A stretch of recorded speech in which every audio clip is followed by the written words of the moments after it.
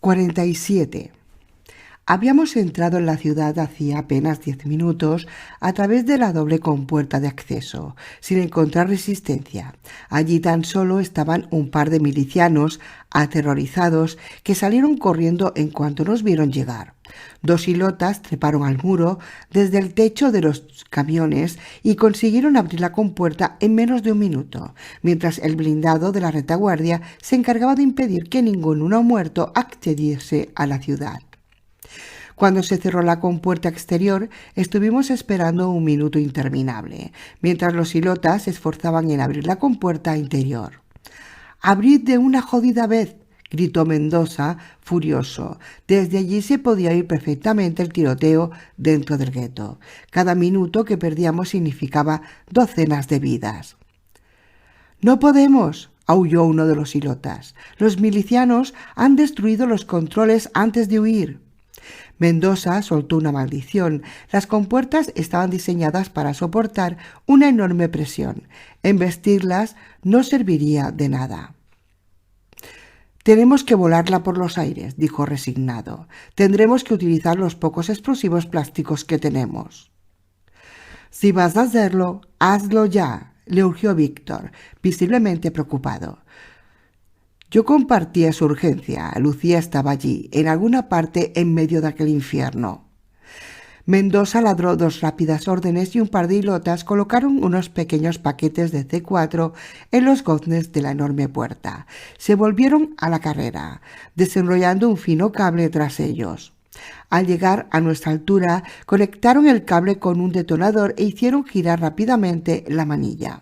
Los explosivos estallaron con un sonido sordo y un intenso fogonazo, visible a mucha distancia. Los goznes saltaron en pedazos y la puerta se tambaleó como un gigante borracho antes de caer hacia el interior del gueto con un profundo estruendo, en medio de una nube de polvo. «¿Cómo sabías que la puerta iba a caer hacia aquel lado?», le pregunté al tipo del detonador, un negro sombrío y demasiado joven. «No lo sabía», respondió encogiéndose de hombros. Suspiré, desalentado. Los hilotas estaban llenos de valor y determinación, pero su experiencia y formación eran nulas. Recé para que no se pusieran demasiado a prueba. El convoy entró en la ciudad y a toda velocidad. El espectáculo era devastador. Al menos la mitad de las casas ardían y las aceras estaban cubiertas de docenas de cuerpos sin vida. Entre las sombras podíamos distinguir a grupos de personas que huían de nosotros, aterrorizados, pensando sin duda que éramos hombres de Greeny. «¡Malditos cabrones!», musitaba Mendoza, sin cesar. «¡Malditos cabrones! ¡Mirad lo que han hecho!». Sin detenernos ni un segundo, continuamos avanzando. Un grupo de milicianos apareció entonces en medio de la calle. Por un instante nos miraron confundidos, como preguntándose quiénes éramos y de dónde salíamos. La respuesta les llegó en forma de una lluvia de balas que los diezmó. Los supervivientes trataron de huir, pero el convoy arrolló a la mayor parte de ellos. «¡Víctor! ¡Allí!», grité mientras el camión se bamboleaba de una manera horrible al pasar por encima de un montón de restos ennegrecidos. Habíamos entrado en lo que hasta unas horas antes había sido la plaza central del barrio de Bluffton. Todas las casas del lado norte se consumían en medio de un océano en llamas. En el lado sur, un charco de relucientes casquillos de cobre y restos de neumático en la calzada marcaban el sitio desde donde alguien había estado disparando con furia. Al lado de los casquillos de cobre había 2 cuerpos tendidos y alguien arrodillado entre ellos, alguien a quien yo conocía muy bien. Salté del camión antes de que se detuviese del todo y me lancé cojeando hacia ella. La cara de Lucía se transformó por completo nada más verme. Se puso de pie y se lanzó a la carrera hacia mí, con la expresión de alegría más salvaje que jamás había visto en un rostro humano. De repente me detuve, paralizado, al acordarme de algo terrible, algo que hacía que, aunque estuviese a pocos metros de ella, me alejara a miles de kilómetros. «Cariño, por favor, no te acerques». Levanté el brazo para indicarle con voz temblorosa que se detuviese. Lucía Frenó en seco, con el desconcierto pintado en el rostro, luchando con el resto de sus emociones. «¿Qué sucede?» Dio un paso hacia mí con los brazos abiertos. «¿Estás aquí? ¿Estás vivo? ¡Oh, Dios mío, estás vivo!». «No des ni un paso más, por favor». Me costaba formular las palabras que se atascaban en mi garganta. «Estoy infectado. Tengo el TSJ y con esos cortes abiertos podría infectarte a ti también». Lucía me miró durante un momento que se me hizo eterno. Después, muy lentamente, se acercó a mí y me cogió la mano. Su mirada se entrelazó con la mía, con tanta fuerza que de repente el resto del mundo desapareció por completo. No veía las llamas, ni oía los gritos ni los disparos. Solo estábamos ella y yo. «No puedo tocarte», tartamudeé. «Ni puedo besarte, ni puedo estar cerca de ti. Solo permanezco con vida gracias a...». Lucía me silenció poniendo un dedo sobre mis labios. Me miraba con la expresión más tierna y dulce que jamás le había visto. Era una mezcla de amor profundo, afecto y compromiso, tan potente que me hacía temblar las rodillas. Sin pronunciar ni una palabra, enlazó sus brazos en torno a mi cuello y pegó su cara a pocos centímetros de la mía. «Durante unos días he pensado que estabas muerto», me dijo muy despacio, sin despegarse de mí, «y cada segundo, de cada minuto, de cada hora de esos días ha sido como vivir en el infierno. Peor que eso, ha sido como estar muerta en vida, y no quiero volver a pasar eso jamás». Antes de que pudiese hacer nada para impedírselo, acercó sus labios a los míos y me besó. Fue un beso breve, suave y lleno de amor, pero nuestras salivas se juntaron. «Ahora yo también estoy infectada», dijo, con toda tranquilidad, «y lo acepto y lo escojo por propia voluntad. Si ese es nuestro destino, así será. Si he de vivir contigo el resto de mi vida, ya sea larga o muy corta, que sea compartiendo hasta nuestro último suspiro.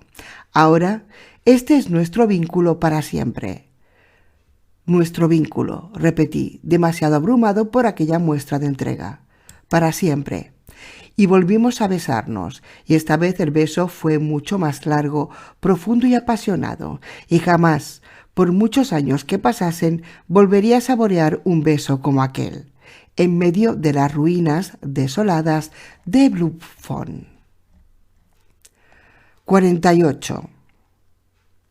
El reverendo Josiah Greene se despertó envuelto en un baño de sudor. A tientas encendió la lamparilla de su habitación. Su mano se deslizó por encima de su Biblia hasta cerrar una botella llena de Cladox Pan que siempre estaba llena. Dio un largo trago, mientras los últimos jirones de la pesadilla se desvanecían. Había soñado con aquel condenado abogado. Iba montado en una mula, vestido como Jesucristo y con un aura de luz rodeándole la cabeza. Greene iba caminando a su lado, entre el resto de los apóstoles, y le miraba sin comprender lo que estaba pasando. De repente el abogado se giró hacia él y dijo: «Eres la mala hierba en mi viñedo, Josiah. Eres una serpiente en el nido, y debo cortarte la cabeza».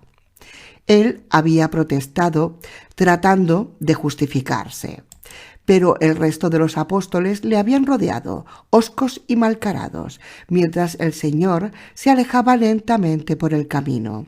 Trotando en su mula, sorprendido comprobó que en las ancas traseras de la mula dormitaba un enorme gato de pelo naranja que se despidió de él con un guiño de ojos y una sonrisa burlona. Entonces los restantes apóstoles, todos ellos con la cara de Malachi Graves, se transformaron en no muertos y comenzaron a devorarlo vivo. Y mientras lo hacían, una sombra negra, densa y oscura como la más profunda de las noches, flotaba encima de ellos, disfrutando de la escena. Era absurdo, se dijo, como todos los sueños, pero Greene no podía apartar la sensación de terror que le invadía el cuerpo. Se levantó para orinar y al incorporarse notó una explosión de dolor en la rodilla derecha. El reverendo gritó y se llevó la mano a la pierna. No era el familiar dolor premonitorio que sentía cuando algo iba a pasar. No. Era algo infinitamente peor, como 1.000.000 de veces más fuerte. Si el dolor habitual era la llama de un mechero, en aquel momento estaba sintiendo una maldita explosión nuclear en su rodilla. Se levantó a rastras y maldiciendo fue hasta el baño. Vivía en el ático del edificio del ayuntamiento, en una zona que había sido reforzada exclusivamente para él. No había demasiados lujos en el interior de sus habitaciones. Una cama espartana, un escritorio de madera con una silla y un inmenso crucifijo colgado en una pared. Por lo demás, tan solo una caja fuerte situada en un rincón de la habitación, atornillada al suelo. Aquello era todo lo que necesitaba. El resto se lo facilitaría el señor. Mientras se tragaba un puñado de bicodinas para amortiguar el dolor, escuchó los disparos distantes que sonaban en el gueto. Las bicodinas es el fármaco que toma House, ¿no? El de la serie, el Doctor House, para lo de la rodilla, ¿no? La bicodina, creo que sí. Había dado la orden de liquidación aquella misma tarde. Una voz había sonado en su cabeza y le había dicho que aquel era el momento. Todos aquellos que no eran agradables a los ojos del Señor debían morir. Jesucristo, en su infinita bondad, le permitiría salvar a un par de miles de ellos, para que expiasen su culpa con el trabajo antes de la muerte. Pero nada más. El fuego del arcángel Gabriel debía arrasar a los pecadores, y él era su instrumento. Se acodó en la ventana mientras esperaba que los analgésicos le hiciesen efecto. Aún estaba temblando a causa de aquella pesadilla. Había sido tan real. Un presentimiento sombrío le invadió. Algo realmente terrible estaba a punto de suceder. Su rodilla jamás se equivocaba y nunca había gritado con tanta fuerza. De repente, como si el destino hubiese oído sus palabras, una serie de enormes explosiones se elevaron en el horizonte del gueto. Parecía que Graves estaba encontrando más dificultades de las previstas para liquidar a los negratas y a los chicanos. Graves se estaba volviendo demasiado difícil de controlar. Era muy inteligente y fanáticamente leal, pero tenía una vena de locura que le volvía impredecible. Había sido un eficaz instrumento del Señor durante largo tiempo, pero su hora se acercaba. Greene se dijo que tendría que encargarse de él. Quizá un accidente o un envenenamiento. El Señor se lo diría. De súbito, una explosión terrorífica hizo temblar el edificio. Desde la zona de la refinería, una enorme bola de fuego se elevaba hacia el cielo, proyectando enormes trozos incandescentes de acero al aire. El reverendo Greene sintió como sus testículos se transformaban en 2 pelotas de hielo, y justo en ese instante su rodilla comenzó a latir con unos pulsos constantes y rítmicos como jamás había sentido. Tom, tom, tom. Era como el tambor de una ejecución. Greene apartó esos pensamientos macabros de su cabeza y volvió al interior de la habitación. A toda prisa comenzó a vestirse, mientras avisaba a los guardias verdes que montaban guardia en la antesala para que estuviesen preparados.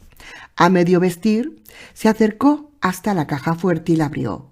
Allí dentro, junto con un archivador secreto lleno de fotos que nadie sino el reverendo podía mirar y un par de sacos llenos de piedras preciosas, reposaba un Colt M1911 y 2 cargadores. Greene sacó el arma, la cargó y la infundó en la chaqueta. Había llegado el momento de defender su reino. Había llegado el momento de ser un instrumento del Señor. Y en ese instante la sombra negra que dormitaba dentro de él comenzó a rebullir inquieta. Los blindados de John se abrían camino a través de la Ciudad Blanca con la misma facilidad con la que un cuchillo caliente corta la mantequilla.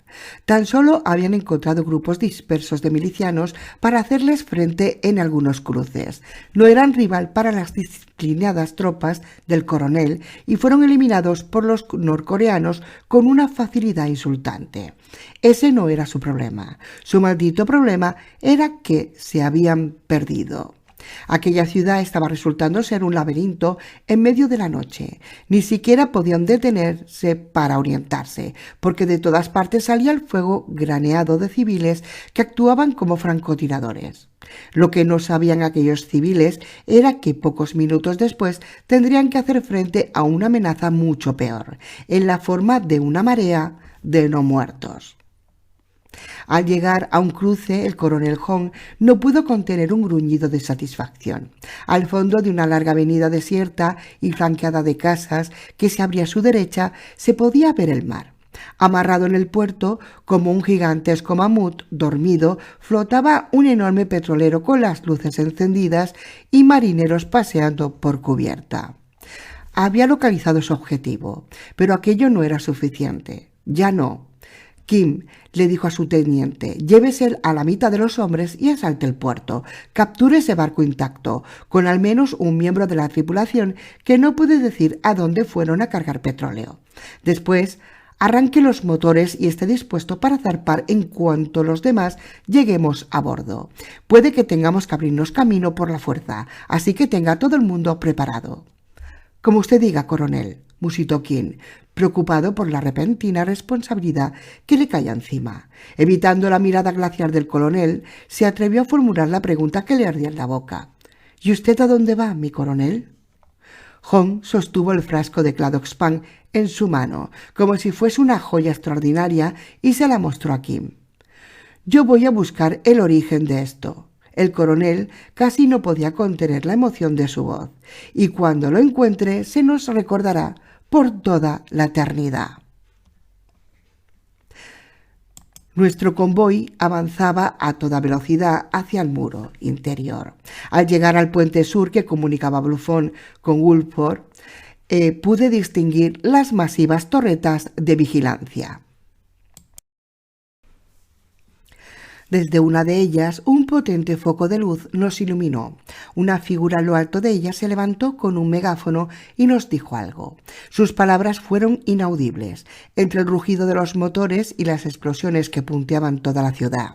Aunque tampoco había que ser un genio para adivinar qué era lo que quería decir.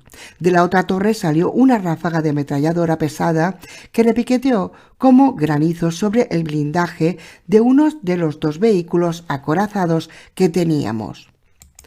«Vamos a por ellos», rugió Mendoza por la radio. El conductor del blindado, enfebrecido, lanzó su vehículo como un ariete contra la puerta que separaba los dos sectores. Aquella no era una puerta reforzada como la exterior. El primer impacto hizo que uno de los goznes saltase por los aires, pero el segundo aguantó el golpe. Desde las torres, los milicianos, asustados, comenzaron a arrojar granadas de mano. Una de ellas se coló por uno de los respiraderos del vehículo y este reventó como una piñata llena de petardos. La explosión desprendió del todo la puerta, que cayó al suelo con un ruido escandaloso. Del interior del blindado comenzaron a salir llamas y un espeso humo que se enroscó en torno a la torre y dejó sin visibilidad a sus ocupantes. El pánico comenzó a cundir entre los milicianos. Acababan de ver pasar a toda velocidad al convoy de Graves en dirección opuesta. Oían explosiones y disparos en la otra punta de la ciudad y, por si eso no fuese suficiente, un enorme grupo de más de 200 hilotas armados y furiosos acababan de derribar la puerta. De repente todos aquellos hombres sintieron la urgencia de salir corriendo hacia sus casas, junto a sus familias indefensas. Sin escuchar las órdenes de los 4 guardias verdes que estaban al mando, echaron a correr en medio de un desorden atropellado. Amparados por la confusión, cruzamos hacia Woolford. Para los hilotas era la primera vez que pasaban a aquel lado. Para mí era el retorno a la guardia de las alimañas. Graves se preguntó por enésima vez que aquella noche sí estaba viviendo una pesadilla. Lo que había comenzado como una operación fácil se estaba transformando en un desastre absoluto a medida que pasaban los minutos. La limpieza del gueto había sido un completo fiasco y además un grupo de desconocidos estaba arrasando el este de la ciudad. Se preguntó qué más podía salir mal. Con un escalofrío se dio cuenta de que había perdido el control. Ya no llevaban la iniciativa. Había dejado unos 100 hombres apostados en el muro interior, encargados de vigilar a los ilotas. Confiaba en que las barbacanas del puente y la paliza que les acababan de dar los mantuviesen tranquilos y confinados dentro del gueto hasta que pudiese ocuparse del otro asunto. Contaba con una ventaja fundamental. Conocían la ciudad mejor que quienquiera que fuese que la estaba asaltando y pensaba aprovechar aquel factor a su favor. La Avenida de la Redención, llamada Avenida de 4 de Julio hasta la llegada de Greene, era uno de los principales ejes de la ciudad.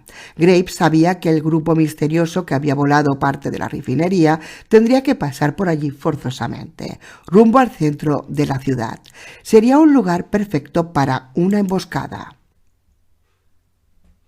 Distribuyó a los cerca de 400 hombres que aún le quedaban a ambos lados de la amplia calle, ocultos detrás de los setos y en los tejados de las casas. Los vecinos de la avenida contemplaron asustados cómo aquellos hombres armados hasta los dientes y cubiertos de hollín y sudor se colaban dentro de sus salones para transformarlos en improvisados nidos de ametralladora. En medio de la calzada distribuyeron unas cuantas minas anticarro que habían cogido a toda prisa del depósito de los EVs. Una vez que todo estuvo dispuesto, tan solo les quedaba esperar. La columna de John avanzaba a toda velocidad por las calles de Gulport, arrollando a su paso los débiles intentos de resistencia que se encontraban. Era una maniobra de Bliss muy arriesgada, pero John sentía la llamada del combate. Sus flancos estaban totalmente descubiertos, así que el coreano había decidido apostarlo todo a la velocidad, golpear como un rayo, destruir al enemigo y salir antes de dar tiempo a los otros a reaccionar. Y de momento funcionaba. Una amplia avenida se abría delante de ellos. Al fondo se distinguía un edificio más grande, brillantemente iluminado, con una gigantesca bandera blanca con una cruz verde estampada en ella. John sintió que la sonrisa se le ampliaba en el rostro. Aquel tenía que ser su objetivo. El zumbido lejano puso en estado de alerta a Graves y a sus milicianos. Elario levantó la cabeza sobre el borde de su Humvee oculto tras una rosaleda para atisbar el origen del sonido. Al fondo de la avenida acababa de aparecer un blindado, encabezando una columna. En el chasis llevaba dibujada una brillante estrella roja que a la luz vacilante de las farolas parecía hecha de sangre. El convoy se les echaba encima a toda velocidad. 50 metros, 20, 10, 5. Y entonces el primer blindado pisó una de las minas situadas en la calle. El BTR-60 de John se sacudió como una caja de cerillas cuando el vehículo que marchaba justo delante saltó por los aires en medio de una cegadora nube de fuego y polvo. «¡Minas!», gritó aterrado el conductor, dando un volantazo. El BTR osciló violentamente cuando esquivaron los restos ardientes del primer vehículo a toda velocidad. Justo en ese momento, otro de los blindados pisó un explosivo y desapareció en medio de un enorme fogonazo. Restos de humanos, hierros retorcidos, saltaron hacia el cielo en una pirueta grotesca. Simultáneamente, un violento fuego graneado comenzó a picotear los costados de los blindados. «¡Es una emboscada!», gritó John. «Formad un círculo de protección y responded al fuego». El coronel se maldijo a sí mismo por su exceso de ímpetu. No podían seguir corriendo a toda velocidad, sin saber si delante de ellos había todo un campo de minas. A partir de aquel punto tendrían que abrirse camino a sangre y fuego. El primer blindado voló por los aires con un enorme estruendo. Los milicianos aullaron entusiasmados, sobre todo cuando un segundo blindado pisó otro de los explosivos. «¡Matadlos!», rugió Graves, sintiendo que su confianza renacía. «¡Matadlos a todos!». El grupo del teniente Kim avanzaba sin dificultades hacia el puerto. La entrada estaba marcada por una sencilla puerta, abierta de par en par. Los milicianos, que tendrían que haber estado custodiándola, habían salido corriendo en cuanto vieron llegar la caravana de blindados. Los BTR pasaron rugiendo y aún se habían detenido cuando Kim y la mitad de los soldados ya estaban saltando al cemento de la explanada del puerto. El coreano contempló el Ítaca durante unos segundos, totalmente arrobado por el tamaño del majestuoso buque. Comprobó que había 3 rampas que daban acceso al barco. Rápidamente dividió a sus hombres en 3 grupos, con él al frente del primero de ellos. Asaltaron el petrolero. Nada más pisar la cubierta se encontró de frente con un oficial pelirrojo, muy joven y con expresión confundida. ¿Qué coño hacen ustedes aquí? ¡No pueden! El pelirrojo no pudo acabar la frase. Un disparo certero de la Makarov de Kim le atravesó el pecho y el oficial se derrumbó sobre el puente, muerto antes de tocar el suelo. «¡Vamos, vamos, rápido!», urgió Kim a sus hombres. Los disparos comenzaban a sonar por todo el buque a medida que los pelotones coreanos se iban colando dentro de las entrañas del Ítaca. Al teniente no le quedaba más remedio que dividir a su grupo en pequeños escuadrones si quería tomar el control de todo el barco y de sus kilométricos pasillos. Pero ellos eran más de 100 y contaban con el factor sorpresa. Un puñado de marineros no podían ser rival. Algo caliente y pesado pasó zumbando al lado de su oreja. Kim se agachó instintivamente y una segunda bala se incrustó en el mamparo situado justo detrás de su cabeza. El coreano levantó la vista y pudo ver a un hombre más bien grueso y de barba blanca apoyado en una de las barandillas del puente, a varios metros por encima de él. El hombre llevaba una chaqueta de capitán sin abrochar y disparaba con furia homicida un fusil de francotirador. «¡Cuidado!», gritó el teniente, pero no pudo evitar que la siguiente bala del tirador atravesase la cabeza del soldado que tenía a su lado. «¡Por la escalera, mi teniente!». Un sargento le señaló una escalera de metal sujeta al costado de la superestructura del Ítaca, que subía hasta el puente. Kim se lanzó a la carrera, seguido de un puñado de soldados. Mientras subían, los disparos del francotirador los iban siguiendo, y de vez en cuando un coreano caía desplomado, sangrando por un agujero que no tenía un segundo antes. El teniente notaba sus pulmones a punto de estallar. El miedo y la furia le servían de combustible para acometer el último tramo de escalones. El resto de la escalera estaba cubierto de cuerpos desmadejados, empapados en sangre. Al irrumpir en el puente, el tirador se giró hacia él, con el fusil en las manos. En una distancia tan corta, era un arma demasiado engorrosa, pero aún así abrió fuego. La bala impactó en la cadera de Kim, lanzándolo contra la borda. El coreano se agarró como pudo, mientras el capitán se peleaba con el cerrojo del arma, para colocar el siguiente proyectil. Kim levantó su pistola y disparó 2 veces. La primera bala alcanzó al capitán del barco en el estómago, mientras que la segunda entró en su pecho, justo debajo de la placa identificativa donde ponía «Capitán Burley». El hombre se dobló sobre sí mismo, soltando un gemido, y se desplomó sobre la cubierta del barco.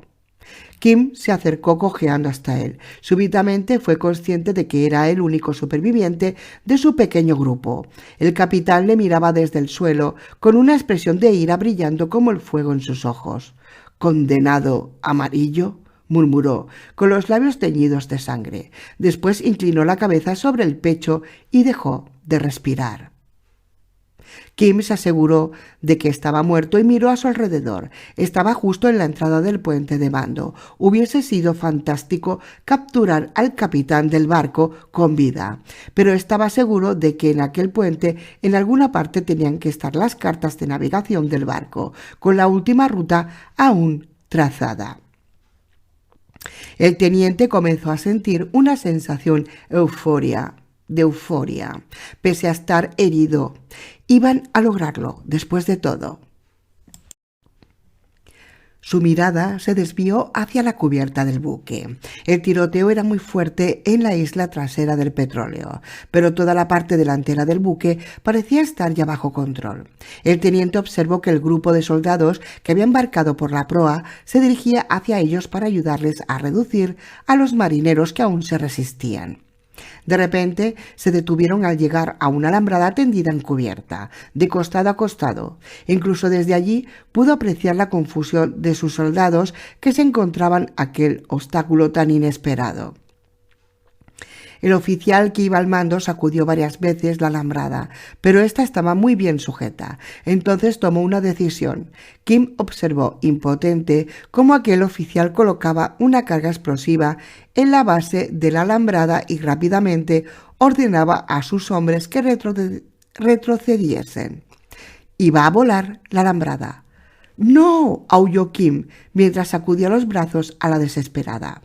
Pero era demasiado tarde. El Ítaca había llegado a Gulport cargado de petróleo hasta los topes. De todos aquellos miles de toneladas, la mitad más o menos aún estaban dentro de las tripas del barco.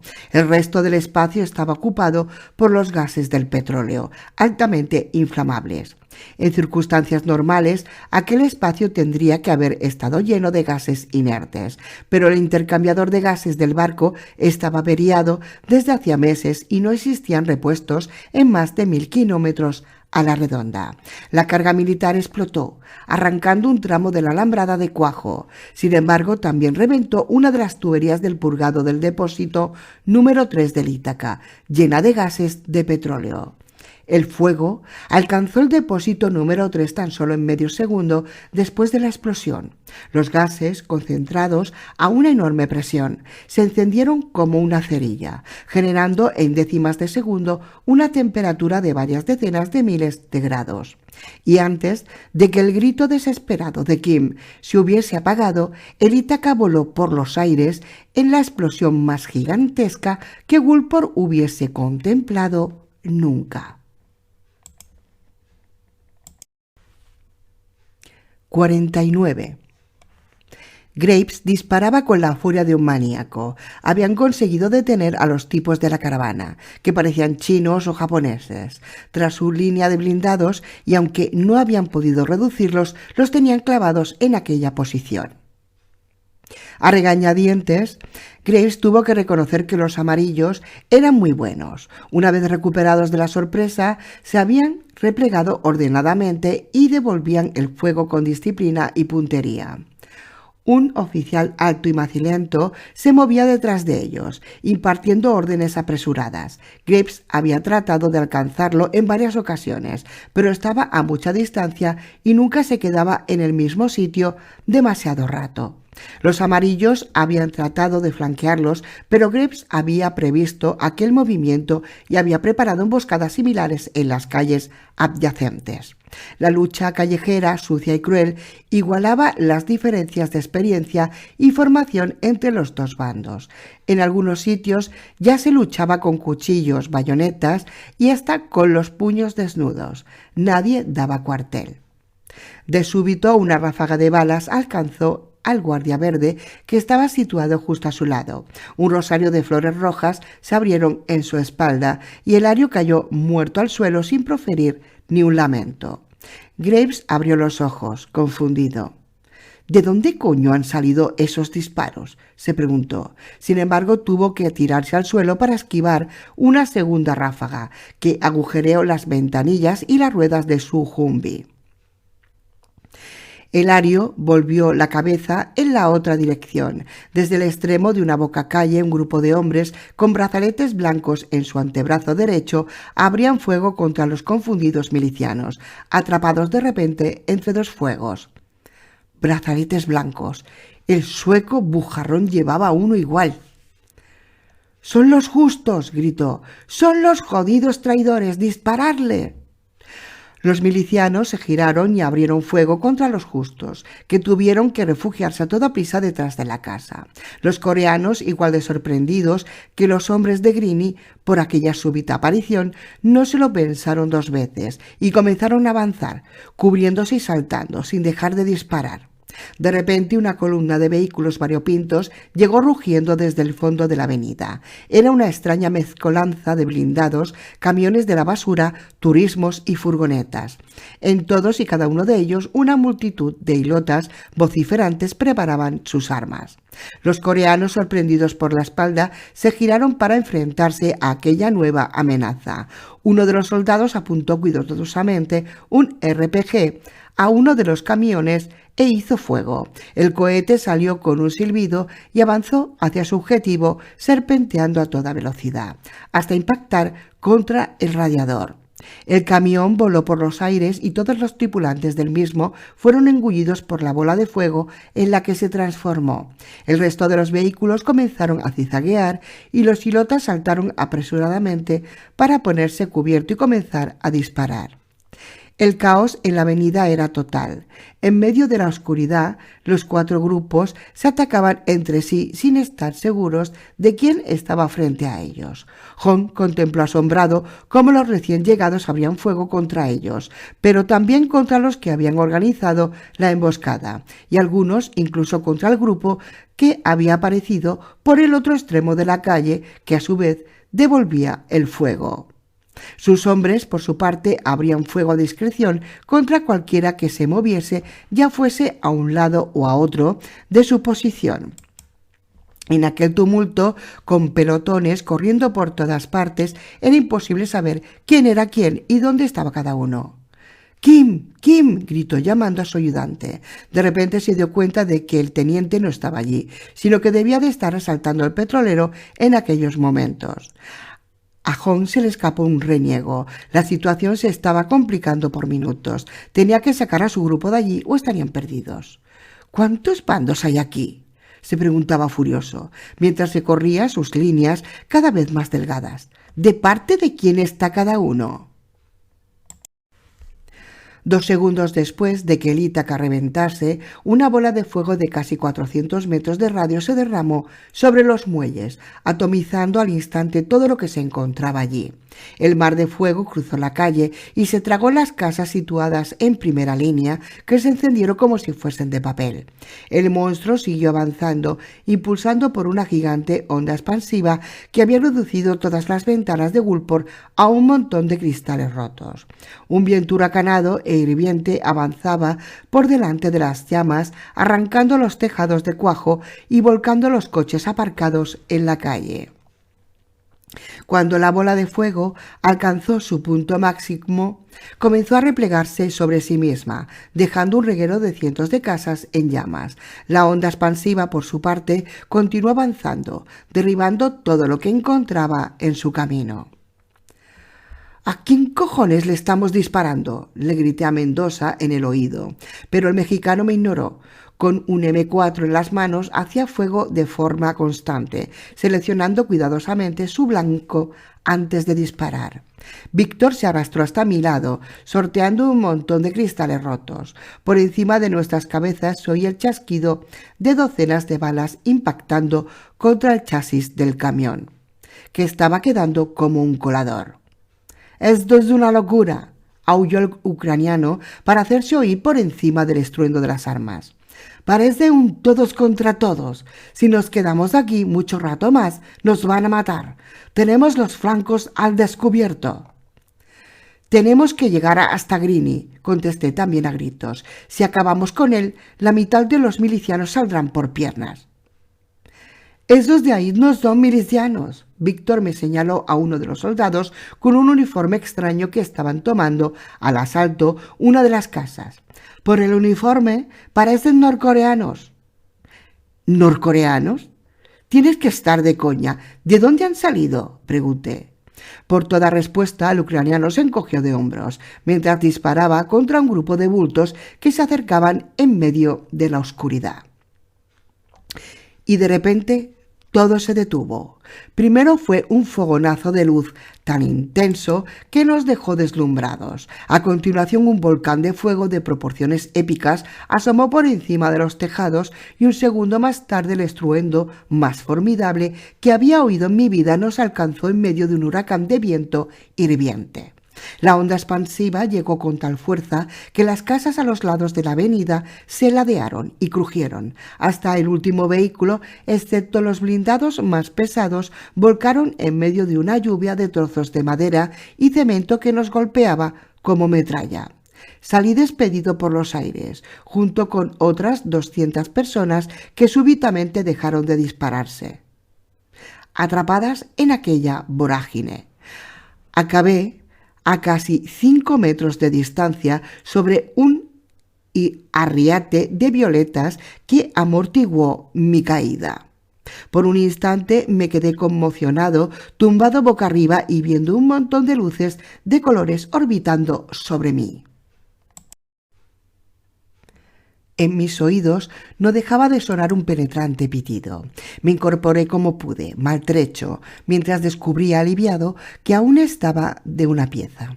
A mi alrededor solo se oía el crepitar de los incendios y el ruido de los fragmentos de casa que caían al suelo después de haberse elevado a cientos de metros de altura. Entonces empecé a escuchar los gemidos de los heridos. Al menos la mitad de los hombres y mujeres que hasta un instante antes luchaban en aquel trozo de avenida yacían muertos en el suelo o tan gravemente heridos que estaban más allá de cualquier posibilidad de salvación. No muy lejos de mí, un hilota contemplaba con estupor un trozo de tubería que le asomaba por el estómago. El fragmento le había golpeado con la velocidad de una flecha y lo había ensartado en la parte aparte. Por todos lados se veían cuerpos lacerados por la explosión y por la metralla. «¡Víctor! ¡Víctor! Estoy aquí», dijo el ucraniano, saliendo a rastras de debajo de un trozo de uralita. «¿Qué diablos ha pasado?» «No tengo ni idea, pero esto es el infierno», contesté rápidamente. Todas las casas de la calle estaban destrozadas y al fondo podía adivinar un resplandor reflejado en el cielo que no podía ser otra cosa sino un incendio, uno realmente grande. «El fuego va a devorar toda la ciudad antes de que nos demos cuenta». De entre las ruinas, los civiles que habitaban las casas salían corriendo en dirección a la oscuridad, tratando de ponerse a salvo. No tenían manera de saber que el muro exterior tenía varias brechas y que no había nada entre ellos y los no muertos. «Tenemos que llegar al ayuntamiento», sujeté a mi amigo por los hombros con la angustia reflejada en mi voz. «La fuente del Kladoxpan está allí. Si no conseguimos uno de esos hongos madre, Lucía y yo estaremos condenados, y todos los ilotas que aún estén con vida». Víctor miró al otro lado de las llamas, con expresión afligida. Al fondo, en el ayuntamiento, brillaba entre los incendios, con el tejado destrozado y todas las ventanas rotas. No quedaba ni rastro de la bandera de Grini. «Va a ser la carrera de nuestras vidas», dijo sencillamente, mientras cambiaba el cargador de su AK-47. «¿Estás preparado?» Asentí, muy asustado, pero totalmente decidido. «¡Vamos allá!», gruñó Prichenko. «Nos veremos al otro lado». 50. Graves se levantó de entre los escombros, con la frente despellejada. Un trozo de metal retorcido había pasado a tan solo 1 pulgada a su cabeza. De su oído derecho manaba un reguero de sangre a causa de la rotura de un tímpano. Elario se tambaleó mientras avanzaba entre las ruinas hacia el lugar donde había estado hasta hacía un minuto. Su Humvee ya no estaba, o mejor dicho, sí que estaba, pero a 6 metros empotrado en el salón de una casa. De sus milicianos no quedaba ni rastro. La mayor parte de sus hombres se habían atrincherado en las casas del lado derecho de la calle para ejecutar la emboscada, y en aquel momento todas las casas eran una pila de escombros humeantes y cubiertas de llamas. Aquí y allá asomaba algún miliciano aturdido, trastabillando entre las ruinas y con una expresión confusa en la cara. Su fuerza había quedado hecha pedazos, no le quedaba casi nadie. El único consuelo era que el resto de los grupos no parecían estar mucho mejor. De repente captó un movimiento por el rabillo del ojo. Había dos figuras trepando por encima de un montón de vehículos volcados. Tuvo que frotarse los ojos 2 veces para cerciorarse de que estaba viendo bien. «No puede ser», se dijo a sí mismo. Pero allí estaban, aquel maldito abogado cabrón y su amigo soviético. El puñetero abogado de los huevos. De alguna manera se las había apañado para sobrevivir al páramo y volver a Gulpor, y estaba allí, cojeando a menos de 30 metros de donde estaba él. Graves sintió que la ira volvía a consumirle y aplastaba el sentimiento de derrota que le embargaba. Aquel cerdo no se iba a reír de él, de ninguna manera. Su pie tropezó con un fusil de asalto y Graves lo recogió, sin apartar la mirada de los 2 hombres que ya habían atravesado las líneas de los amarillos y corrían hacia el ayuntamiento. Graves apuntó cuidadosamente y disparó. El arma no hizo fuego. Graves apretó el gatillo frenéticamente, hasta que se dio cuenta de que el cerrojo del M4 había quedado destrozado por la explosión. Frustrado, arrojó el arma al suelo. De repente vio a 2 verdes que se levantaban de entre los escombros. «Allí», señaló frenéticamente. «¡A ellos!». Los 2 verdes dudaron un momento, pero enseguida tomaron posición y abrieron fuego. Sin embargo, aquel momento de duda había sido suficiente para que la figura que iba por delante quedase fuera de la línea de tiro. La segunda figura, que cojeaba de forma visible e iba mucho más lenta, no tuvo más remedio que ponerse a cubierto detrás de un coche volcado, mientras las balas abrían agujeros en el cemento a su alrededor. «No dejéis que se escape», rugió Graves a sus hombres. «Yo me encargo del otro». Y saltando por encima de un montón de cuerpos caídos, echó a correr detrás de la figura que, a contraluz, se acercaba a toda velocidad al ayuntamiento. 51. Las balas silbaban alrededor de mi cabeza mientras yo trataba de hacerme más y más pequeño detrás de aquel coche volcado. Estábamos a punto de cruzar la última línea del destrozado campo de batalla cuando abrieron fuego contra nosotros. Solo tuve tiempo de arrojarme a tierra, mientras que Víctor saltó al otro lado de un pequeño murete de ladrillos rojos que cerraba una casa. Desde allí quedaba fuera de la línea de tiro de los que me estaban acribillando. El ucraniano me miró y se preparó para saltar en mi dirección. «¡Sigue!», le grité. «¡Sigue, maldita sea! ¡Ya te alcanzaré!». Vi que titubeaba. «Víctor, si uno de los 2 no se queda para frenar a esos tipos, nos freirán a tiros antes de que lleguemos al final de la calle». Pritchenko echó un vistazo dubitativo a ambos lados y meneó la cabeza. Se daba cuenta de que tenía razón. «¡Ten cuidado!», gritó mientras me lanzaba los cargadores de su AK-47. «Volveré en un rato. Aguántalos de aquí mientras tanto». Asentí preguntándome cómo coño pensaba Víctor que iba a aguantar allí ni siquiera 10 minutos, pero no le dije nada. El tiempo corría en nuestra contra. Las llamas ya asomaban encima del tejado de las casas colindantes con el edificio del ayuntamiento. Pritchenko me hizo un gesto con la mano, como diciendo: «Tranquilo, todo irá bien». A continuación salió corriendo en dirección al ayuntamiento y lo perdí de vista. 52. La explosión había aplastado a Hong contra el chasis de su blindado con tanta fuerza que el coronel sintió cómo se quebraba una de sus costillas. Mantuvo un aullido de dolor mientras se ponía en pie. De los 120 hombres de su grupo con los que se había lanzado al asalto, tan solo podía ver a un puñado, la mayoría demasiado malheridos para ser de alguna utilidad. El coronel sintió el regusto amargo del fracaso, sospechaba cuál era el origen de aquella explosión y sabía lo que eso significaba. Había fallado, su misión había acabado. Se recostó contra el blindado, con la mirada perdida. Al hacerlo notó un bulto duro en el bolsillo de la guerrera. Lo sacó y vio que era el bote de Kladoxpan de aquel Ilota. Aún no estaba todo perdido, todavía no. El coronel inspiró profundamente y a continuación saltó al otro lado del vehículo. Una vez allí comenzó a correr hacia el edificio del ayuntamiento que las primeras llamas ya empezaban a lamer. Jon se jugaba su última carta. Mendoza oyó los disparos y asomó la cabeza cautelosamente. La calle estaba iluminada por las llamas del incendio y lanzaba brillos espectrales sobre docenas de cuerpos desparramados por todas partes. La lucha había cesado por completo, excepto por 2 tiradores verdes que hacían fuego de forma constante contra un vehículo tumbado en una esquina. Eran los 2 últimos verdes, el resto estaban muertos o habían huido. Mendoza comenzó a paladear la victoria.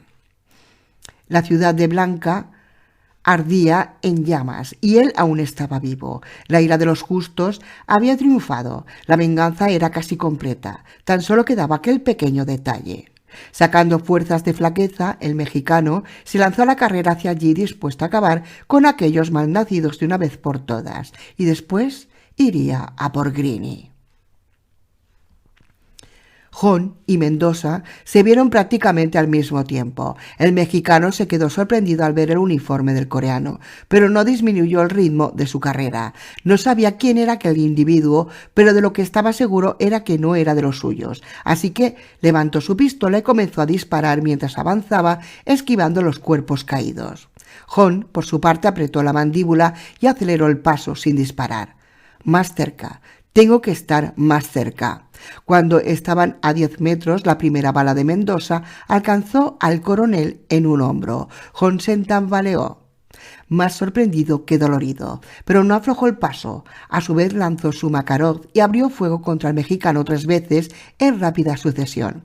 La primera bala pasó muy alta, pero por las otras 2 se enterraron en el pecho del mexicano, que cayó hacia atrás como un fardo. Su cuerpo se convulsionó un par de veces y finalmente se relajó. El coronel se detuvo, jadeante, y echó un vistazo a su herida del hombro. No era demasiado profunda, pero tendría que curarla en cuanto tuviese oportunidad.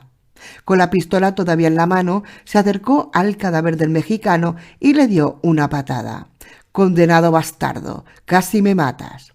Jon apartó la vista del cuerpo y miró hacia el ayuntamiento. A apenas 50 metros, un soldado con una cinta verde en el brazo disparaba contra un coche volcado. A su lado, el cuerpo caído de su compañero demostraba que alguien le devolvía el fuego con puntería. Jon decidió dejarlos de lado, que se matasen entre ellos, fueran quienes fuesen. Él tenía algo más importante que hacer. De repente oyó un tintineo a sus pies. Bajó la mirada y vio un par de arandelas de metal rodando por el suelo. Una mano ensangrentada le sujetaba por la pernera del pantalón. ¿Pero qué? Carlos Gato Mendoza le miraba desde el suelo, mientras su última vida se escapaba por los agujeros de la bala. En su pecho reposaban 2 granadas sin seguro de aspecto mortífero. Jon palideció y en un acto reflejo trató de dar un paso atrás, pero Mendoza se aferró a su pernera. «¡Chinga tu madre, cabrón!», murmuró el mexicano escupiendo burbujas de sangre por la boca en su último desafío. Las 2 granadas explotaron casi a la vez, y el fogonazo de la explosión fue lo último que vio el coronel Jon, que murió sin soltar el destrozado bote que sujetaba en la mano. ¡Qué grande, el Mendoza, cómo muere, ¡Qué grande, de verdad, qué grande! ¡Qué grande Mendoza, qué grande! Cómo agarra al coreano del pantalón y dice: «Yo me voy, pero tú te vienes conmigo también». ¡Ole! Me ha encantado. Este trozo me ha encantado. Sigo. 53. Los pies de Víctor hicieron crujir la alfombra de cristales rotos que ocupaban el antiguo vestíbulo del ayuntamiento de Gulport. Las cortinas flameaban a través de las ventanas rotas y el viento cálido del incendio ya habían colado unas cuantas pavesas ardientes a través de las grietas de la fachada. Pequeños fuegos ardían aquí y allá de forma descontrolada, amenazando con unirse y transformarse en un monstruo en muy poco tiempo.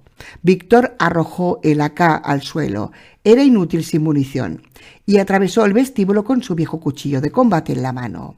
Un transformador soltaba chispazos, iluminando la sala con flashes irregulares. El ucraniano se preguntaba por dónde debería empezar a buscar. Aquel edificio era enorme y casi no tenía tiempo. Un par de vigas de madera del techo se derrumbaron con estrépito en uno de los despachos adyacentes. Todo el edificio gemía y crujía, mientras el viento cálido del incendio se colaba dentro, inundándolo todo con olor a humo. De repente, Pritchenko oyó pisadas detrás de él. «Bueno, al final casi has llegado tú antes que yo», dijo sonriendo mientras se volvía aliviado. «Y mira que te dije que me esperases a...». Las palabras murieron en su boca y su sonrisa desapareció. En la puerta del ayuntamiento, junto a una boca de riego de emergencia, Graves lo observaba, con la cara cubierta de sangre y una expresión enloquecida en sus ojos. En su mano sujetaba el hacha de bombero que había sacado del soporte de la pared. «Pequeño bastardo malnacido», gruñó Graves mientras avanzaba hacia el centro de la sala.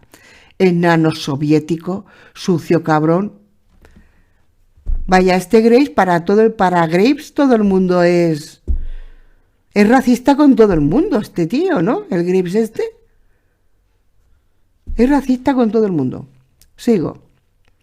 «Yo también me alegro de verte, Graves», contestó Víctor, inspirando profundamente. «Pareces algo cansado, ¿sabes?»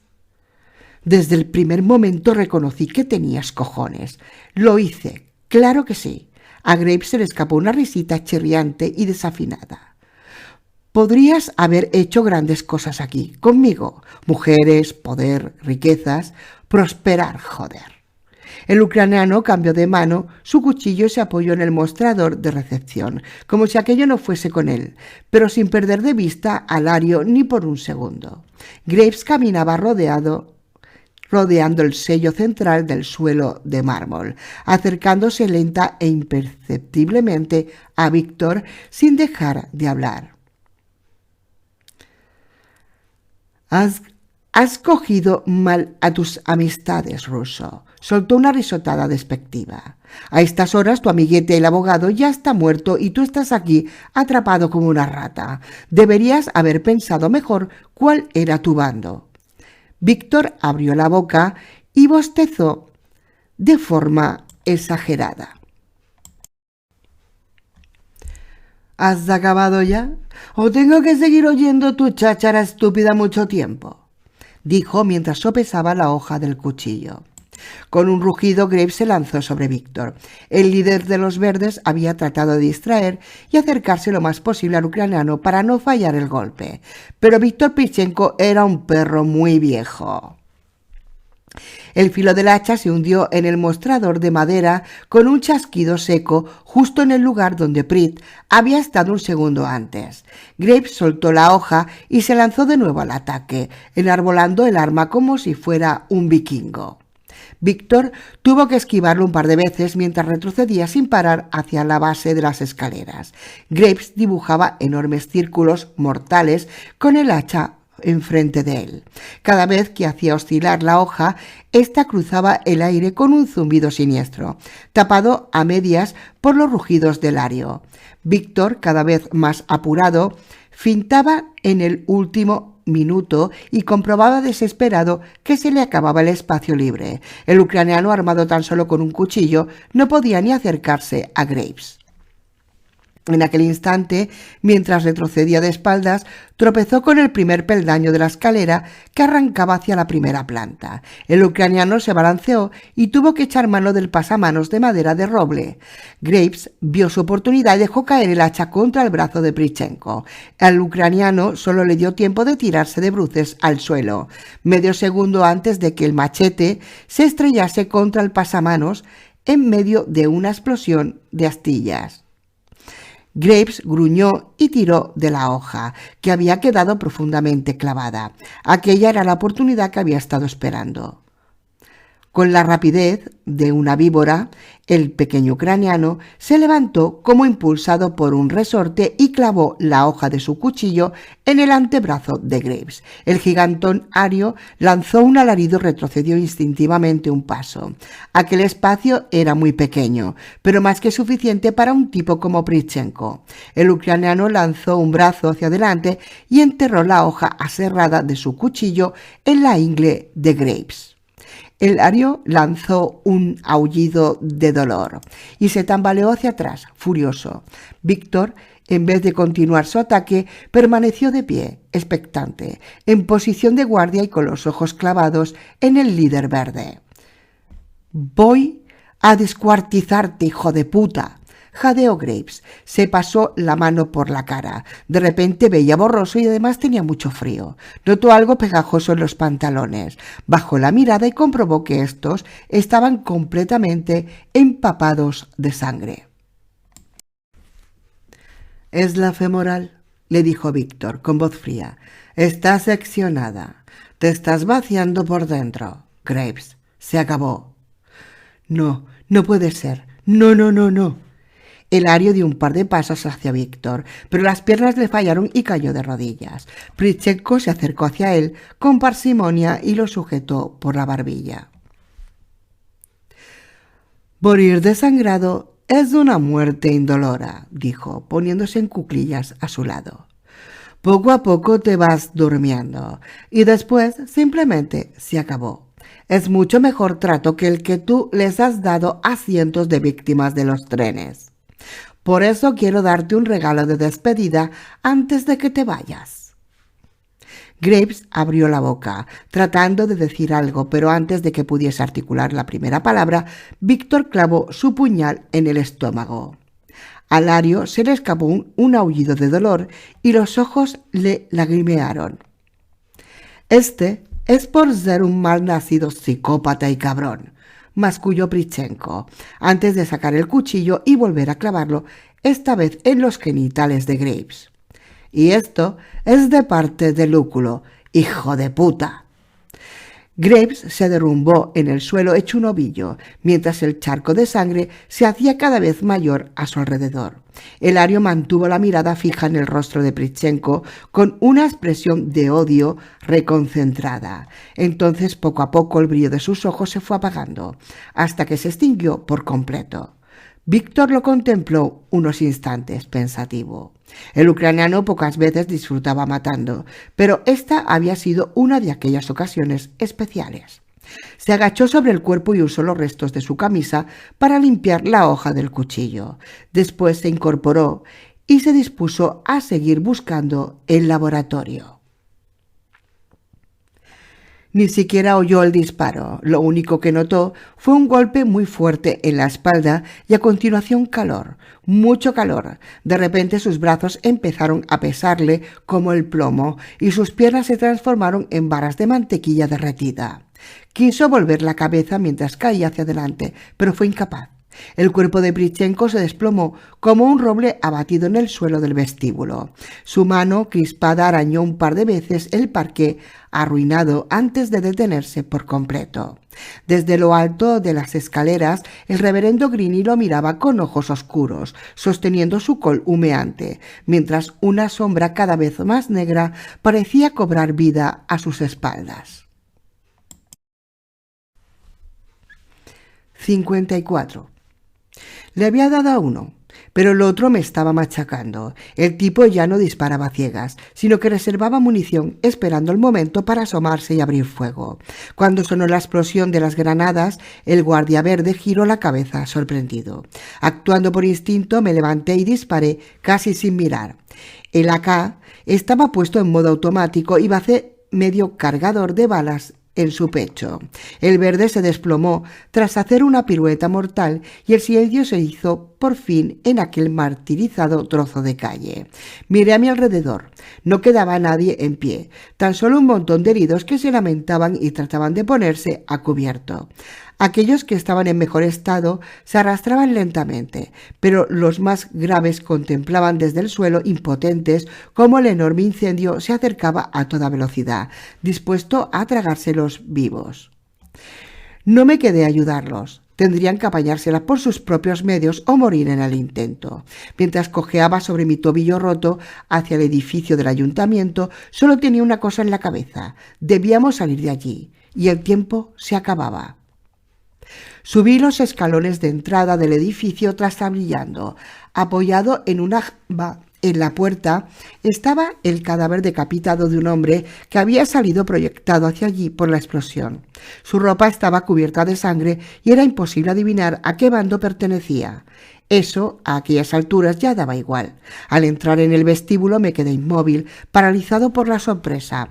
Graves yacía en el suelo, inmóvil, en medio de un enorme charco de sangre. Y a su lado había otro cuerpo, boca abajo. Su pelo, sin embargo, era inconfundible. «Oh, no, por favor. Oh, no, no puede ser». Me arrojé de rodillas al lado del cuerpo de Víctor y le di la vuelta. Una bala de alto calibre le había penetrado por la espalda, entre los omóplatos, y había salido por el otro lado. El ucraniano estaba cubierto de sangre y terriblemente pálido. «Víctor, Víctor, dime algo. Vamos, amigo, dime algo». Estaba tan angustiado que no podía pensar con claridad. Me quité la camisa por la cabeza y la desgarré para hacer un apósito con el que taponar la herida. La tela se empapó por completo nada más ponerla sobre el enorme agujero de bala. Era imposible detener la hemorragia. No quería ni imaginarme los destrozos internos que tenía que haber causado el proyectil. Víctor gimió levemente y abrió los ojos. Su mirada desenfocada y esvaída giró en redondo, tratando de localizarme. Ver aquello me puso los pelos de punta. La piel del ucraniano estaba terriblemente fría, pero Prit ni siquiera temblaba. Era espantoso. Veo que has llegado, por fin». La voz de Prichenko era un murmullo que subía y bajaba de intensidad como una radio a punto de perder la señal. Has tardado mucho. Víctor, mi voz sonaba estrangulada. Estaba a punto de echarme a llorar. Víctor, no te mueras, por favor, no te mueras. Creo que tengo que... El ucraniano se dobló, sacudido por unas toses incontrolables. Su saliva, manchada de sangre, se escurrió por la barbilla y le tiñó un bigote rubio de un siniestro tono rojizo. Tenéis que vivir. Lucía y tú, hacedlo. Por mí. Me sujetó las manos por fuerza y me clavó su mirada. Prométemelo, prométemelo. No pude decir nada y simplemente asentí. Las lágrimas corrían a raudales por mis mejillas mientras sujetaba al ucraniano con fuerza. Grini, está arriba. Prichenko se llevó una mano al boquete de su pecho y la levantó, cubierta de sangre. Ha sido él. Ten cuidado, ¿vale? Más toses cavernosas le interrumpieron. El ucraniano continuó, con un hilo de voz esforzándose por sonreír. Te dije que nos veríamos al otro lado. El rostro de Prichenko se contrajo en un rictus de dolor. Víctor tensó todo su cuerpo y de repente se relajó por completo, con una expresión de paz en el rostro. Se había ido. Manel, esto va dirigido para el escritor. Te voy a dejar de querer, ¿eh? ¿Por qué me has matado a Víctor? Sigo con el libro. No sé cuánto tiempo estuve de rodillas en medio de aquel vestíbulo, acunando en mis brazos el cuerpo de mi amigo. Sé que lloré, grité y maldije en voz alta. Sé que arrastré su cuerpo hasta la calle, para evitar que su sangre se mezclase con la de un miserable como Graves. Sé que lo dejé apoyado en el costado de un coche, con su piel terriblemente pálida y el pelo lacio cayéndole sobre los ojos. Y también sé que cuando me di la vuelta y volví a entrar en el edificio, en llamas, me iba diciendo a mí mismo que Grini era hombre muerto. 55. Los pasillos de ayuntamiento se habían transformado en un infierno. La explosión del Ítaca no había dejado ni una sola ventana intacta, y por los huecos abiertos se habían colado enormes cantidades de chispas incandescentes que al caer sobre las montañas de papel acumulado lo prendían casi al instante. Algunas partes del edificio ya rugían en llamas con los incendios fuera de control. Lo que durante un tiempo muy breve había sido mi despacho se había transformado en una caldera de fuego que chasqueaba entre oleadas de calor. Le di la espalda a aquel pasillo y comencé a correr hacia el puente que comunicaba el edificio con el antiguo banco donde estaban los laboratorios. El humo era cada vez más denso y espeso y no podía dejar de toser. Sentía la garganta seca como el papel de lija y cada vez me costaba más respirar. Sin embargo, al llegar al puente, sentí una ráfaga de aire fresco. Las llamas aún no habían llegado hasta allí y por los ventanales rotos entraban potentes corrientes de aire. Llegué al puesto de control, donde un siglo antes habían vigilado los guardias verdes. En el suelo aún estaba tirada la revista pornográfica que había estado hojeando uno de ellos. La pisoteé al pasear y me colé dentro de los laboratorios con cautela. Al entrar en la primera sala tropecé con un cadáver. Era una mujer de mediana edad, ataviada con una bata a la que le habían disparado 2 veces, una en el corazón y otra en la frente. Había tenido la mala suerte de estar en turno aquella maldita noche. Estilo ejecución de la mafia, pensé. Quien lo había hecho sabía lo que se llevaba entre manos. El siguiente cuerpo era el de Ballarini, el investigador jefe. El italiano no llevaba puesto un traje, sino que iba en pijama, con una gabardina por encima de, sin duda, que el tiroteo o la explosión del petrolero lo había sacado de la cama, y entonces había corrido a su precioso laboratorio para protegerlo. Pero alguien se lo había encontrado por el camino. El italiano presentaba un disparo mucho más sucio y menos profesional que el otro cuerpo. Tenía un enorme boquete en el estómago y un ricto de sorpresa infinita en su cara, como si todavía no pudiese creer que estaba muerto. Una de sus zapatillas de noche se encontraba a casi 1 metro de su cadáver, con unas gotas de sangre secándose en la punta. Amartillé el AK y comencé a descender las escaleras que llevaban a la antigua bóveda del banco. Desde allí abajo me llegaba un ruido de golpes rítmicos y metálicos. La luz del techo parpadeó un par de veces y después bajó de intensidad. El edificio estaba alimentado por un generador autónomo que comenzaba a fallar. Hice los últimos metros en silencio y me asomé a la puerta de la cámara. Greene estaba allí, con un guardia verde, un tipo musculoso y con los brazos como jamones que se afanaban en dar hachazos a las cubas de acero donde fermentaba el Cladoxpan. Ya había derribado todas las cubas menos 2 y el suelo estaba cubierto por un pequeño lago de medicamento que se escurría gorgojeando por un desagüe. Greene observaba todo con aire enfebrecido mientras aferraba en una mano su pistola y en la otra sostenía un cubo de metal en el que reposaba una de las cepas de hongo. El reverendo pretendía destruir todos los hongos, madre menos uno, el suyo. Elario derribó finalmente la cuba que cayó al suelo en medio de un enorme estruendo metálico. El Cladoxpan se derramó en una enorme oleada que salpicó a los 2 hombres casi hasta la cintura, antes de escaparse por los aliviaderos y por la puerta. Aproveché el reguero que pasaba a mi lado para hundir la mano en él haciendo un cuenco y dar un par de sorbos ansiosos. El líquido bajó por mi garganta como si fuera fuego. Aquella era una dosis mucho más concentrada que lo que había probado hasta entonces. Sentí un subidón de adrenalina tan brutal que por un instante me mareé. Todos los cortes, moratones y quemaduras que me salpicaban el cuerpo dejaron de dolerme como por arte de magia. Estaba seguro de que cuando se me pasase el efecto, el dolor volvería centuplicado. Pero mientras tanto me sentía absolutamente genial.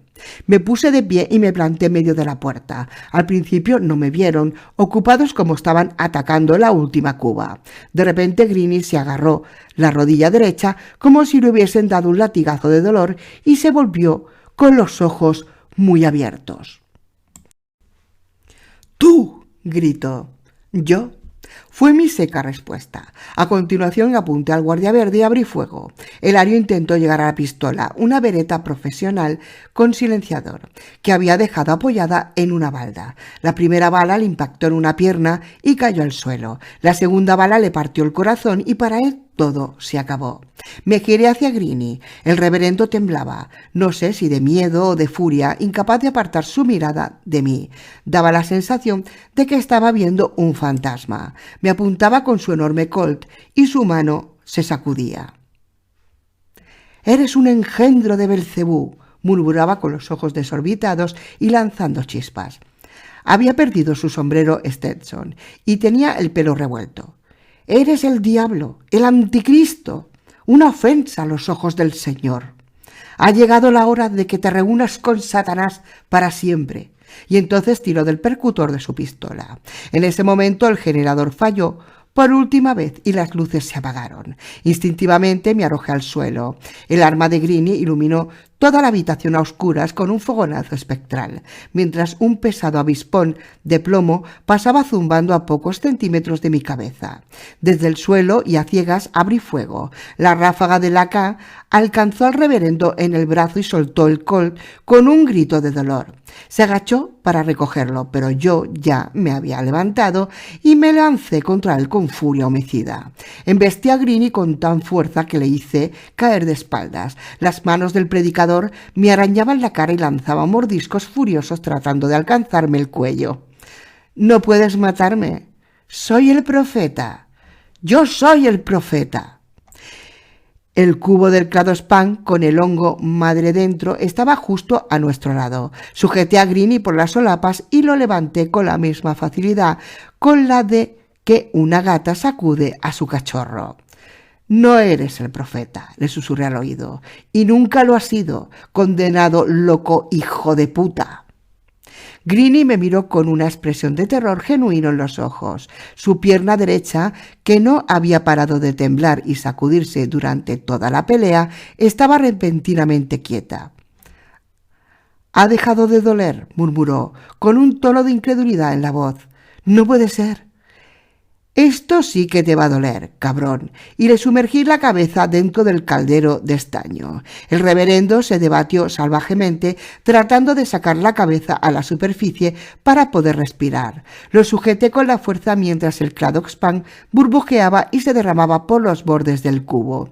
Al cabo de un rato, su cuerpo dejó de sacudirse y finalmente quedó inmóvil. Me derrumbé sobre el suelo, jadeando. Se suponía que tendría que sentirme bien. Había matado al hombre que me había infectado y que había acabado con Prichenko, y que había conducido a miles de personas a aquella orgía de dolor y destrucción. Sin embargo, lo único que tenía eran unas ganas enormes de cerrar los ojos y descansar. Un estruendo enorme sonó sobre mi cabeza. Algo en el piso superior acababa de derrumbarse. El aire estaba muy caliente y comenzaba a oler a humo. Me levanté a duras penas y recogí el hacha que el verde había estado usando para reventar las cubas. Volví junto a Greenie y levanté el hacha sobre mi cabeza. De un golpe seco decapité al reverendo. «A ver si eres capaz de volver de entre los muertos, malnacido», murmuré. Me tercié el fusil en la espalda y salí de la bóveda con el cubo en una mano y la cabeza del reverendo en la otra. El exterior estaba lleno de pequeños conatos de incendios y el calor era sofocante. Subí las escaleras y crucé a toda prisa el laboratorio en llamas, en dirección a la salida. Tuve que bajar las escaleras del ayuntamiento casi a ciegas, debido al intenso humo. Cuando finalmente conseguí salir, tuve que apoyarme un rato sobre mis rodillas para vomitar. A mi alrededor, todo Gulport era lamentablemente engullido por las llamas. Tan solo el gueto de Bluffon, al otro lado del canal, parecía estar a salvo de la furia desatada por el incendio. Levanté la cabeza del reverendo y la puse a la altura de mis ojos. Su rostro había quedado congelado en una expresión de furia y tenía la boca abierta, enseñando sus dientes viejos y desgastados. Le escupí entre los ojos y, a continuación, tomando impulso, arrojé la cabeza al infierno de fuego en el que se había transformado el ayuntamiento. La cabeza desapareció dentro de aquella enorme pira. Al cabo de un instante, un humo negro y pegajoso se elevó por encima de las llamas mientras oía un aullido inhumano. Por un instante me pareció ver que aquel humo se retorcía y giraba con vida propia. Justo entonces, el techo del vestíbulo, corroído por el incendio, se derrumbó con estrépito y todo desapareció dentro de un océano de fuego. 56. Pontevedra, España, 6 años más tarde.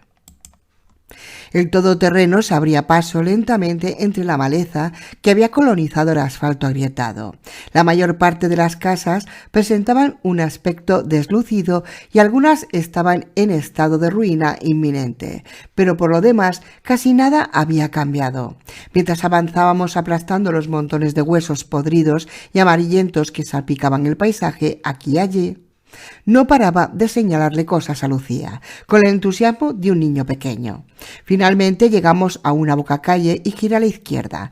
En el asfalto del cruce aún se veía una marca de spray, casi desvaída, que un soldado ya muerto había hecho muchos años antes en plena evacuación. Detuve el vehículo y apagué el motor, pero no fui capaz de salir. Eran demasiados recuerdos. ¿Era ahí?, preguntó Lucía con dulzura mientras ponía su mano sobre la mía.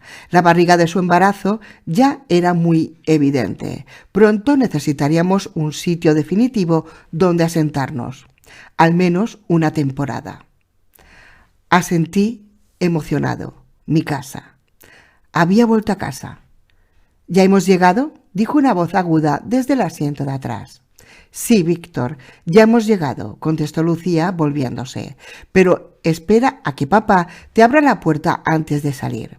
El pequeño Víctor nos observó con mirada traviesa y asintió. Era un crío de carácter tranquilo y despierto, y había heredado los increíbles ojos verdes de su madre. ¿Vamos a vivir aquí?, preguntó de nuevo arrugando el ceño. No me gusta esta casa, es vieja y está sucia. Reí con ganas y le revolví el pelo a mi hijo. Tranquilo, hay un montón de casas vacías, le dije. Viviremos en la que más te guste de toda la ciudad, te lo prometo. Pero primero papá quiere ir a recoger algo ahí dentro. Me bajé del coche y dejé a Lucía comprobando que nuestra cepa de hongo madre tuviese la suficiente cantidad de agua. Cuidar de aquel extraño hongo se había convertido en una parte de nuestra rutina diaria desde hacía mucho tiempo. Caminé hacia mi casa con el corazón encogido de la emoción. ¿Cuántos años habían pasado? ¿8? ¿9? Sin embargo, era capaz de reconocer hasta la última marca dibujada en la pintura. Incluso el olor me resultaba familiar. Estábamos de vuelta. A mi lado pasó una pequeña bola de pelo naranja. Lúculo ya no se movía con la misma velocidad que cuando era más joven, pero aún era capaz de echar una buena carrera cuando algo le interesaba. El gato maulló inquieto, sacudiendo el pequeño muñón que tenía por rabo, y me miró inquisitivo. «Tú también te acuerdas de este sitio, amigo?», le susurré mientras lo acariciaba. Era el final de un viaje muy largo. Habíamos tardado casi 6 años en llegar hasta allí, desde el día en que habíamos salido de entre las ruinas de Gulpor. 6 años de incesante viaje, encontrando muchos pequeños grupos a lo largo del mundo que poco a poco iban renaciendo de sus cenizas. El planeta aún era un lugar peligroso, aunque ya hacía más de 4 años que nadie había visto ni oído hablar de un no muerto. No todos los grupos humanos que habían sobrevivido eran amistosos o pacíficos. Poco a poco se iban instaurando de nuevo un orden social muy precario, pero no era ni una remota sombra de lo que había sido el mundo antes del apocalipsis. La Segunda Edad Media, lo llamaban algunos. Por otro lado, el TSJ aún seguía corriendo por las venas de muchos supervivientes. Por algún motivo misterioso, aunque Lucía y yo estábamos infectados, el pequeño Víctor no parecía inmune al virus. Al parecer, al transmitirse de madre a hijo, el TSJ mutaba y perdía toda virulencia. En pocas generaciones no sería más que un mal recuerdo. La puerta seguía abierta tal y como la había dejado años atrás. Entré con cuidado, siguiendo a Lúculo, que como un rayo se dirigió al patio posterior donde tantas buenas horas había pasado. Mi casa estaba hecha un desastre. Una familia de zorros había montado su madriguera en mi salón y el piso de arriba estaba arruinado a causa de las filtraciones de agua. Los muebles olían a humedad y la pintura de las paredes estaba desconchada, pero aún así era feliz. Estaba en casa. Me acerqué hasta el mueble del salón y abrí el primer cajón de arriba. Allí dentro, bien preservados dentro de una funda de plástico, estaban los álbumes de fotos de mi familia, mi último vínculo con el pasado. Lucía y Víctor entraron detrás de mí, cogidos de la mano. Mi hijo lo miraba todo con curiosidad, pero con prudencia. Sabía muy bien que una casa en ruinas podía ser un lugar peligroso. Los niños del Nuevo Mundo tenían unos conocimientos muy distintos a los de antes del Apocalipsis. ¿Qué vamos a hacer ahora, Manel?, me preguntó Lucía, mientras apoyaba su cabeza en mi hombro. ¿A dónde vamos a ir? No lo sé, contesté con sinceridad, pero no importa. Estábamos vivos.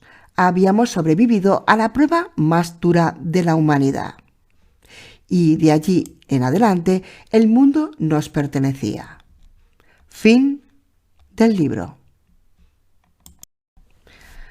Bueno, gente, ahora voy a dar mi opinión, si me lo permitís, voy a dar mi opinión sobre esta trilogía. Yo pienso que el primero es el mejor, ¿vale? Para mi gusto es el mejor. Los dos, el segundo ya perdía un poco, el tercero no me ha gustado, la verdad que no. Ha tenido momentos, eso sí, pero la verdad es que no me ha gustado bastante, ¿no?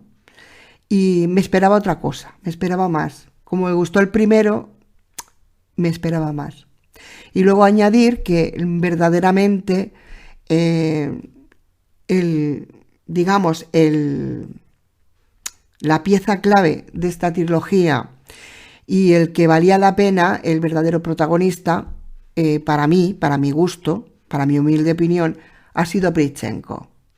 Y el habérselo cargado, pues no me ha gustado.